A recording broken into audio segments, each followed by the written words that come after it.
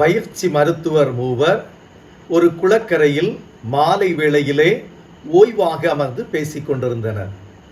அவர்கள் மகிழ்ச்சியாக பேசிக் கொண்டிருக்கையில் தூரத்திலிருந்து ஒரு சிறுவன் ஒருவன் தன்னுடைய கால்களை எடுத்து வைத்து சற்று கடினத்தோடு அவன் நடந்து குளத்தை நோக்கி வந்து கொண்டிருந்தான்.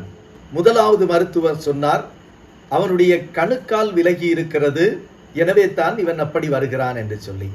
இரண்டாவது மருத்துவர் சொன்னார், இல்லை கால் சுளுக்கு பிடித்திருக்கிறது போல காலை எடுத்து வைக்கிறான் என்று சொன்னார்.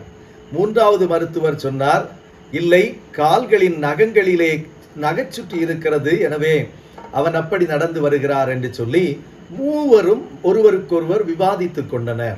கடைசியாக மூவரும் ஒன்றை தீர்மானித்தனர்.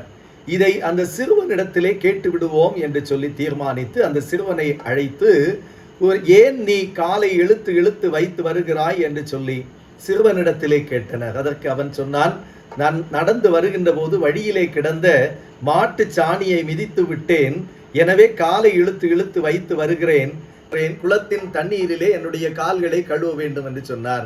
மூவருடைய முகங்களும் வித்தியாசமாக வேறுபட்டன. பிரியமானவர்களே, வேதத்திலே ஒரு அழகான ஒரு வசனம், மனுஷன் முகத்தை பார்க்கிறான், தேவரீர் இருதயத்தை பார்க்கிறீர். அநேக வேளைகளிலே வெளிப்படையான நிகழ்வுகள் தான் நம்முடைய கண்களுக்கு மிக தெளிவாக தெரிகிறதை ஒழிய உள்ளான ஆழமான இருதயத்திலே காணப்படுகின்ற வடுக்கள் பொதுவாக வெளியே தெரிவது இல்லை.